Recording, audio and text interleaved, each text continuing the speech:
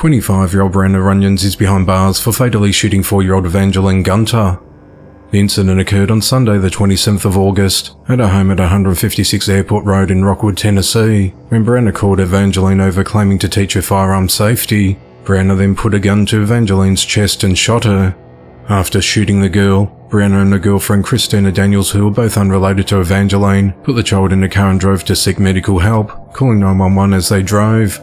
They met medics in a Walmart parking lot, and the child was taken to Rome Medical Center where she was pronounced dead on arrival. Brianna told police that she ensured the gun was unloaded and pointed it at her chest as a firearm lesson. Christina said Evangeline and a 7-year-old girl were being punished by Brianna after they failed to wake up the 2 adults.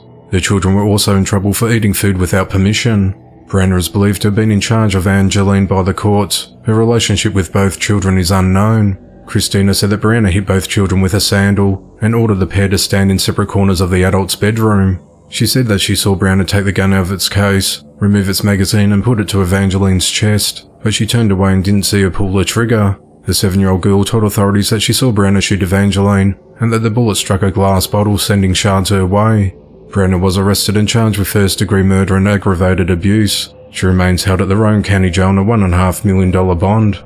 District Attorney Russell Johnson said he directed law enforcement officials to contact the Department of Children's Services about the 7-year-old girl in the home and to investigate the living situation. Russell said the Department of Children's Services is investigating, and there have been previous reports to the Department of Children's Services regarding children living in the home.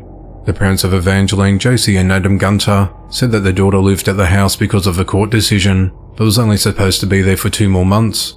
JC said that I feel like it's been my fault that I let her be there. I should have been more attentive. I wish I could have been a better mother to her, to pay attention, but it was a court decision and everything we had done for this, and this is what happened.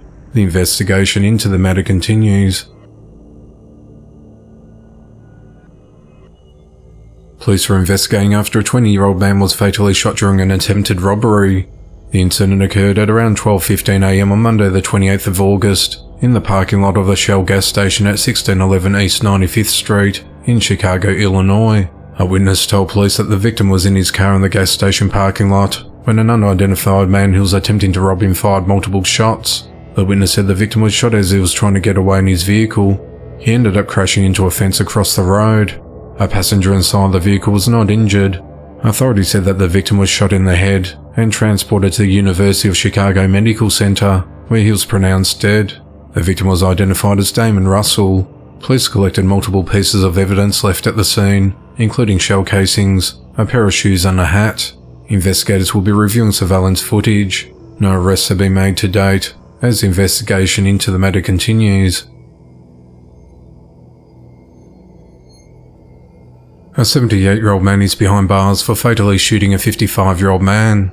At 2:03 p.m. on Sunday the 27th of August, authorities responded to the 500 block of Old Landing Road in Maxton, North Carolina on reports of a person shot. When deputies arrived at the scene, they found Philip Locklear of Long, South Carolina deceased with a gunshot wound. During an investigation, authorities identified Sturgeon Locklear of Maxton as the suspect. He was arrested later that day and charged with second-degree murder. He is held at the Robertson County Detention Center on a $100,000 bond. The motive of the attack is unclear, as the investigation into the matter continues. 53-year-old Janice Walker is behind bars after authorities found her father's remains buried in a makeshift coffin in her backyard and living off his Social Security. On Friday the 25th of August, deputies executed a search warrant at her home at 3891 Peggy Avenue in Pahrump, Nevada, to look for human remains on the property. Investigators excavated a part of the backyard and discovered the remains of 95-year-old Bruce Brown in a homemade coffin under the ground. The home is located in a sparse desert landscape, with mountains in the distance close to Death Valley. Bruce and Janice reportedly owned the home together. Authorities said they began investigating early this year, when Bruce was reported missing and hadn't been seen or heard from since April. Authorities later received information that Janice told someone that she buried her father in the desert. Investigators travelled to Kansas City, Missouri to interview Janice Walker after establishing probable cause that she was living off her father's Social Security and Veteran Affairs benefits. Janice refused to cooperate and she was arrested in Kansas City for larceny. She has not yet been charged in connection with her father's death or burial at this stage. She'll be extradited to Nye County, Nevada. The cause and manner of Bruce's death has not been disclosed, As the investigation into the matter continues,